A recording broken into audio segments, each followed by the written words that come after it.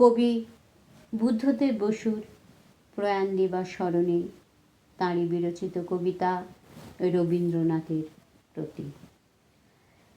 তোমারে স্মরণ করি আজ এই দারুণ দুর্দিনে, হে বন্ধু, হে প্রিয়তম, সভ্যতার শ্মশানে শয্যায় সংক্রামিত মহামারী মানুষের মর্মে মরে যায়।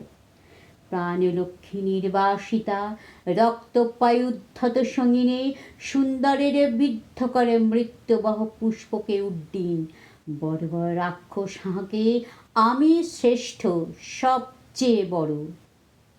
দিশি দিশি সমুদ্রের তীরে তীরে কাঁপে থর থর উন্মত্ত জন্তুর মুখে জীবনের সোনার হরিণ। প্রাণরুদ্ধ গান স্তব্ধ ভারতের স্নিগ্ধ উপকূলে লুব্ধতার লালা ঝরে। এত দুঃখ দুঃসহ ঘৃণা এই নরক সহিতে কি পারিতাম? হে বন্ধু, যদি না লিপ্ত হতো রক্তে মোর, বিদ্ধ হতো গূঢ় মর্মমূলে তোমার অক্ষয় মন্ত্র। অন্তরে লোভেছি তব বাণী, তাই তো মানি না ভয়, জীবনের জয় হবে জানি।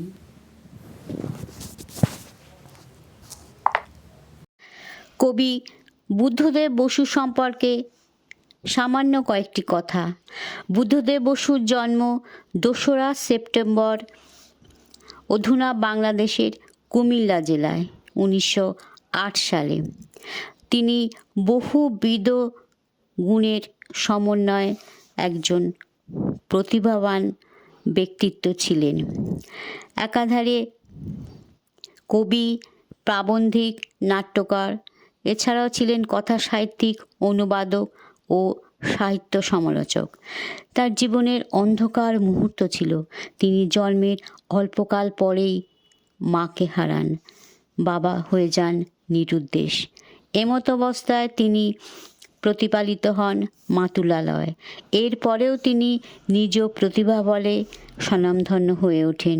তার চলে যাওয়ার দিনটি ছিল 14ই অগাস্ট 1974 সাল। স্থান উত্তরপ্রদেশের লখনৌ জেলা। তাঁর জীবন সঙ্গিনী ছিলেন সাহিত্য জগতের আরেকটি উজ্জ্বল নক্ষত্র, নাম প্রতিভা বসু। আজ এই পর্যন্তই। সকলে ভালো থাকুন, এটাই চাইব।